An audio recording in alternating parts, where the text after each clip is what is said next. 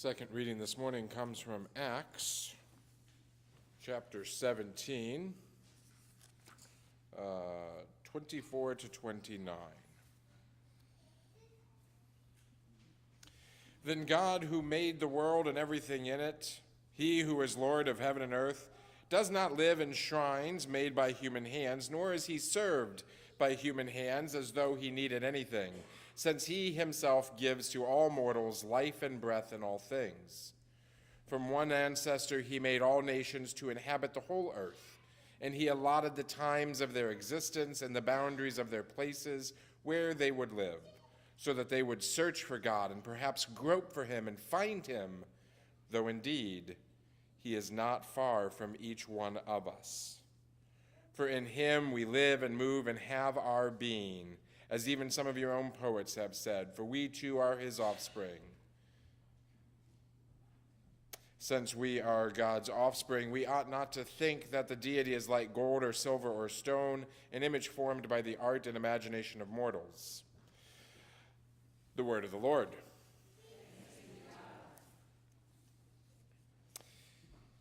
In the spring of 2004, I faced my first major challenge of adulthood. Silly beard.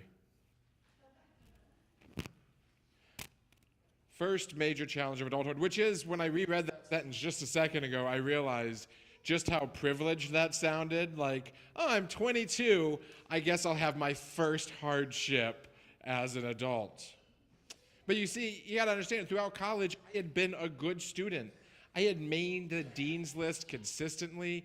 I had become a member of Sigma Tau Delta, which is, as you can see, the International English Honor Society, and whose initials, STD, we made a lot of jokes about. And I was active in my campus ministry. I was doing everything right. But in the spring of 2004, I was on the cusp of graduating and feeling every ounce of the weight of my mother's pressing question over the last 3 years. So what do you do with an English degree?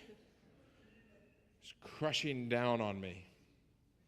My dream was to become a campus minister with the Coalition for Christian Outreach, the CCO, the same campus ministry organization that I had spent my 4 years as a student growing in faith and fellowship. My friend Chris Herman, who was here in August last year, still works for the CCO. This past Thursday, I went back and preached at my old campus ministry. That was my dream. But I'm a pragmatist too. Was raised by, working class Midwestern people. You can relate. So you got to have a backup plan. So Teach for America. That was my backup plan. A place that took young, talented college graduates and placed them in urban and rural poor school systems. I liked the idea of being considered young and talented, and so I applied for them. Filled out my applications, did my interviews, even had to travel a little bit for my interviews, and of March of that year, I had been resoundingly rejected from both Plan A and Plan B. Motivated by desperation, I quickly filled out an application to Kent State's graduates program in English literature because I realized God all along wanted me to be an English professor. I look good like that. And I was accepted to Kent State's English program, graduate program, without funding. Thankfully, my senior year of college, I had been an RA, a resident assistant, so I re-upped with resident services. At least I was going to get free room and board, but I was going to have to pay my way through my graduate degree. The summer of 2004 was not a good time to be around me. I was moody and brooding all the time, feeling like a failure. In fact, I was bogged down with this feeling. I still loved Jesus, but I didn't like him very much.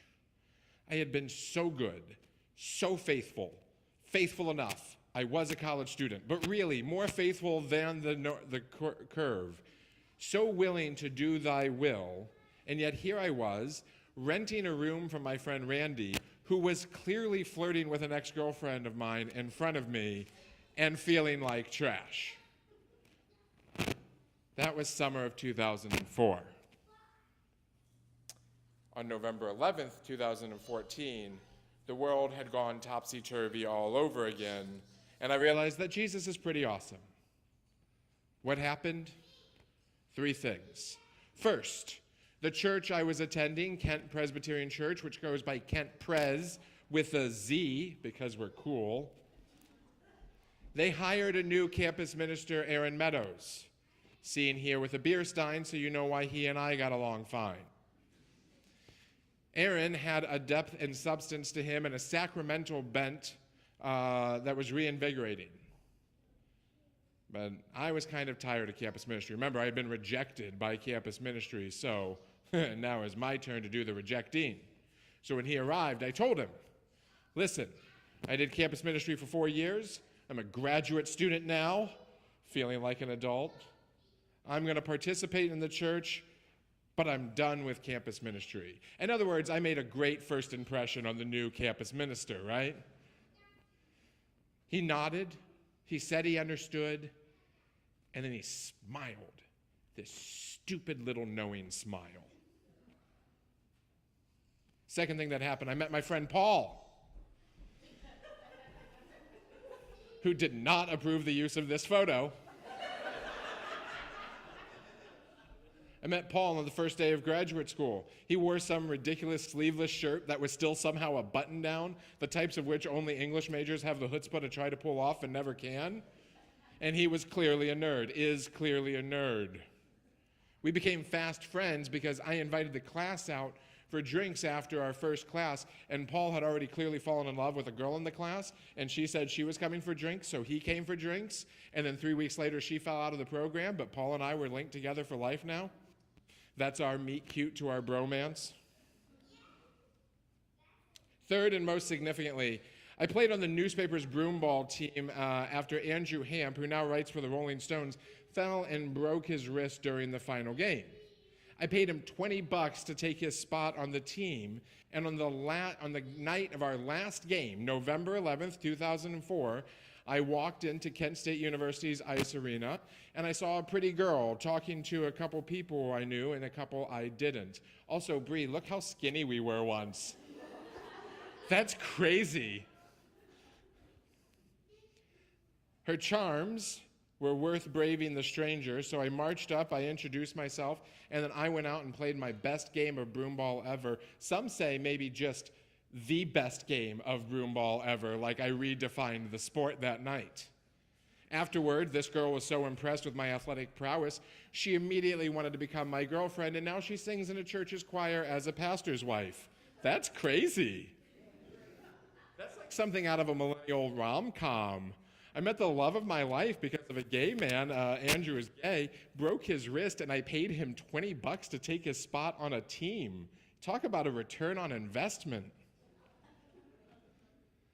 All of this could be mere accident, sheer coincidence, right? But I don't think so. I think that the same God who must have been rolling his eyes during my brooding summer of 2004, he knew that by the time the year closed out, he was going to bring me a mentor, a best friend, and a wife. Now, I'm inclined to think that all anyone really needs in life is just one of those, and I pulled the trifecta. It is, at any rate, hard to fail when you have all 3 in your life. There are accidents, then there is God's intention. And from this time on, I've done my best to stay aware of the close relationship between accidents and intentions. Now, maybe I'm just supernaturally blessed. God should be trying to make up for giving me a face like this some other way, but I don't think so. I think all of us chalk a lot up to accidents and coincidence where we should be seeing intention in God's will. And in fact, I think something really powerful happens when we start reframing the stories of our lives in terms of intention and will. This is, at any rate, what Jay Pathak and Dave Runyon, the authors of The Art of Neighboring, want us to consider when it comes to who our neighbors are. Before we get to the book, though, I want you each to truly imagine how you would view your life if you believe that where you live, the house or apartment or whatever you sleep in, eat in, and fart in, is exactly where God wants you to be. It is not the byproduct of Marysville's booming housing market. What would it mean if you viewed yourself being part of this church, not just because you didn't like the preaching at the other one, and the other one you didn't like their worship hour, but what if you're here not by accident, but by intention? How would you live differently if the people that surrounded your life weren't a result of a series of independent decisions, but were there because God was trying to get you to love them? Letting go of accidents in favor of intentions can change your life. This is part of what Paul is trying to proclaim to the Athenians in the Acts passage I read this morning. This passage is part of a larger story of Paul preaching at the Areopagus. The Areopagus was a renowned place for philosophers and religious folks of all type to come and to debate together the matters of the day and great deep truths. We may not have an Areopagus here in Marysville, but I do know that the lobby of the YMCA, where Oscar and Val Floyd hang out, has plenty of these sorts of conversations. And I know that there is a donut shop where Bruce Kinsey sits with colleagues and acquaintances and friends and debates the matters of the day. And I do know that there's McKinley's Grill, where Bob Galloway sits down with a bunch of other old men and solves all of the world's problems one pun at a time. So you're invited to think of the Areopagus in those terms if it helps your imagination. Paul is distressed in Athens by all the idols that he sees there, but he capitalizes upon one idol in particular. It says, to an unknown God. It's always good if you're going to worship idols to cover your bases. And Paul says, what you call unknown, I reveal to you as none other than Jesus the Christ. And then he launches into this wonderful sermon about how God rules all, controls all, determines all. He describes a God who is beyond accident and full of intention. He then invites the listeners to find their lives within the framework of God's intentions. Of course, Paul is only illuminating specifically what Jesus had already commanded generally. Jesus tells the mysterious teacher of the law that the greatest commandment is to love God and love your neighbor. Pathak and Runyon do a good job explaining the teacher's motives for challenging Jesus on this, though. As they write, the man wanted to define his word neighbor in such a way that he could not be found blameworthy. If his neighbor was someone he could choose, then he'd be okay. By asking Jesus to define the word neighbor, this man is looking for a loophole. What the teacher wanted was to remain in control of his life. He didn't want any of God's intentions interfering with the pleasant accidents of his life. And I get that. If I had been given any less grace from God, I could have easily seen the presence of Aaron, Paul, and Brianne in my life as just all things coming up Jeff, right? And I could have enjoyed them, used them even, but not been responsible to them. Thanks be to God for his grace to know better. What Jesus says next to the teacher is meant to help him realize that there are no accidents, only God's intentions. And more importantly, that we must be responsible with God's intentions. We may enjoy the life we've been handed. Indeed, for the sake of God's glory, we should enjoy and appreciate what God has given us, but it hasn't been given to us merely for our enjoyment, as if every friend, spouse, neighbor were placed here in service to our individual pleasures. Instead, the people in our closest proximity are our responsibility to love. This should change everything about how we view our neighbors. If you've been reading along with the book for this sermon series, then the card that's been placed in your bulletin should not surprise you. This is the exercise that Pathak and Runyon believe will change every church, and I concur with his convictions on that. So we're going to pause here for a second, and I'm going to ask you to fill this card out. But be forewarned, this isn't the last time you're going to see this bad boy. We're going to spend a lot of time focusing on our neighbors. But to start, what I need you to do is just picture where you live, and then locate that as this square on your card. I then need you to pick the 8 houses that are closest to you. If you don't live on a grid system, that's okay. Just determine the 8 closest houses to you, and then answer the following. In line A, the names of the people who live in these homes.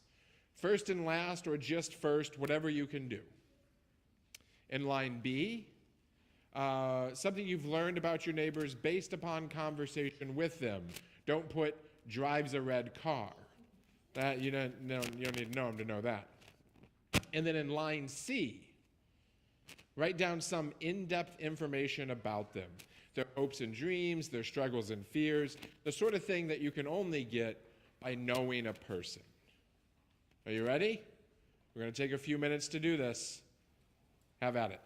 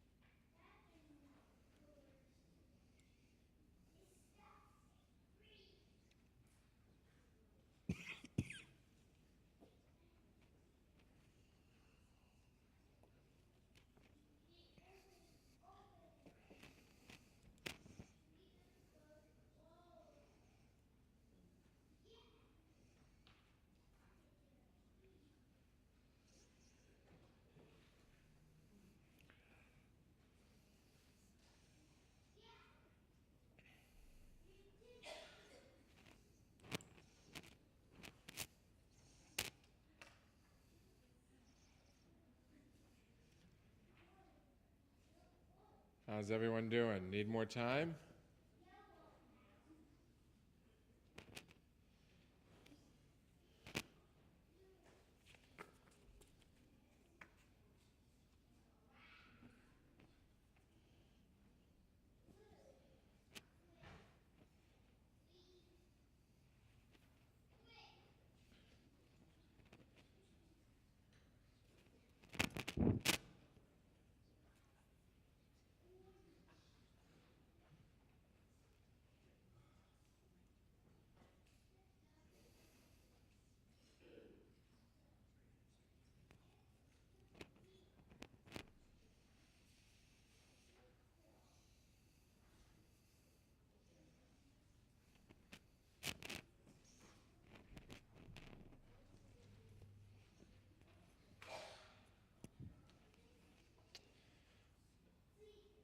All right, if you're still writing, then you're probably better than the rest of us, and it'll make me feel jealous. So how'd you do? Want to hold up your card? Show how you did? Okay. All right. See a lot of white spots. Some, yeah. Yeah, everybody feeling great about how well they know their neighbors? Did anybody fill in all 3 lines of all 8 boxes, including like birth dates for each neighbor and what you bought them last year for their birthday? No, you didn't get there? That's all right. Pathak and Runyon have done this exercises in hundreds of churches with thousands upon thousands of Christians, and they, as the book calls it, have come to regard this as the card of shame. So that's an exciting thing. And the statistics on this explain why. About 10% of all people can fill in the names of all 8 of their neighbors on line A. 10 people know the names. You could be a creep and learn that much, right? Like, just take a day off work and go through people's mailboxes, you know? I'm not recommending that. I'm just saying you could do that. About 3% can fill out lines A and B for every home, and less than 1% can fill out line C for every home on the card. Clearly, we have a lot of work to do when it comes to loving our neighbors, because you can't tell people that Jesus is the answer to your deepest desires, your dreams, your unspoken yearnings, if you don't know what those yearnings are, right? Line C. And that's okay. It's okay that we have a lot of work before us. And if you're feeling bad about not knowing your neighbors so well, that's okay too. Lean into that feeling. Don't run from it. Don't try to avoid that feeling. I mean, I got 3, and I literally knew the assignment was coming because I was giving it. Don't just feel bad and then decide you're going to dismiss it. Remember, those 8 boxes are not there by accident. God placed them near you so that they might grow nearer to Him. There's a lot that's going to tempt us from engaging with our neighbors. There's a lot of ways that we can become like teachers of the teacher of the law before Jesus and seek our own self-justification. And we're going to get to those things in the coming weeks. But for now, hold fast to the truth that with God there is no accidents, only intentions. Remember what Paul told those Athenians about their neighbors, that he allotted the times of their existence and the boundaries of the places where they would live so that they would search for God and perhaps grope for Him and find Him, though indeed He is not far from each of us.